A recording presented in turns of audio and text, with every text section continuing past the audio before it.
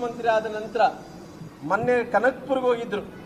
ಕನಕಪುರ್ಗೆ ಹೋದಂಥ ಟೈಮಲ್ಲಿ ಆ್ಯಪಲನ್ನು ಕಚ್ಚಿ ಜನರ ಮಧ್ಯೆ ಎಸೆಯಂಥ ಕೆಲಸ ಮಾಡ್ತಾ ಇದ್ರು.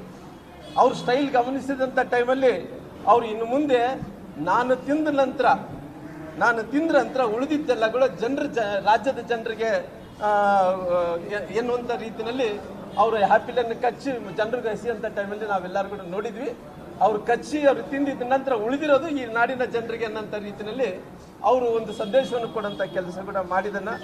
ಒಂದು ಕಡೆ ಸಿದ್ದರಾಮಯ್ಯ ಆಡಳಿತ ನೋಡ್ತಾ ಇದ್ರಿಗಿನ ಒಂದು ಕಡೆ ಬೆಂಗಳೂರಿನ ಮಂತ್ರಿಗಳು ಇವತ್ತು ಕೃಷ್ಣ ಬೈರೇಗೌಡರು ಕೂಡ ನನಗೆ ಒಲ್ಲೆಪ್ಪ ಅನ್ನೋ ರೀತಿಯಲ್ಲಿ ಇದ್ದಾನ. ಯಾಕಂದ್ರೆ ಇವತ್ತು ಕೃಷ್ಣ ಬೈರೇಗೌಡರು ಬೆಂಗಳೂರಿನ ಮಂತ್ರಿ ಅಂದ ತಕ್ಷಣ BDN ನಮಗಿರುತ್ತೆ, BMRCL ನಮಗಿರುತ್ತೆ, ಅಭಿವೃದ್ಧಿ ಖಾತೆಗಳು ಇರ್ತದೆ ಅಂತೇಳಿ ಅವ್ರು ತಿಳ್ಕೊಂಡಿದ್ರು. ಹಂಗಾಗಿ ಕೃಷ್ಣ ಬೈರೇಗೌಡರು ಕೂಡ ನಮಗೆ ಒಲ್ಲೆ ಅನ್ನೋಂಥ ಸ್ಥಿತಿಯಲ್ಲಿ ಇದ್ದಾರೆ. ಮುನಿಯಪ್ಪ ಅವರು ಕೂಡ ಇವತ್ತು ನನಗೆ DCM ಬೇಕು ಅಂತೇಳಿ ಅವ್ರು ಕುಂತಿದ್ದಾರೆ. ಇನ್ನೊಬ್ಬ ರಾಮಲಿಂಗಾರೆಡ್ಡಿ ಅವರಂತೂ ನನಗೆ ಮಂತ್ರಿಗಳು ಬೇಡಪ್ಪ ಇನ್ನೊಂದು ಖಾತೆ ಕೊಡ್ರಿ ಅಂತೇಳಿ ಕೇಳ್ತಾ ಇದ್ದಾರೆ. ಇವತ್ತು ಎಲ್ಲ ರೀತಿಯಲ್ಲಿ ಕೂಡ ಇವತ್ತು ಹೆಂಗಾಗಿಬಿಟ್ಟಿದ್ರೆ ಬೆಂಗಳೂರಿನ ಮಂತ್ರಿ ಅಂದ್ರಿಗಿನ ಈ ಶಿವಕುಮಾರ್ ಆದ ನಂತರ ಹಾವುಗೆ ಹಲ್ಲು ಕಿತ್ತಿದ್ರೆ ಹೆಂಗಾಗುತ್ತೆ ಹಂಗಾಗಿ ಇವತ್ತು ಮಂತ್ರಿಗಳದ್ದು ಪರಿಸ್ಥಿತಿ ಹಂಗಿದೆ, ಬೆಂಗಳೂರಿನ ಮಂತ್ರಿಗಳ ಪರಿಸ್ಥಿತಿ ಕೂಡ ಹಂಗಾಗಿದೆ.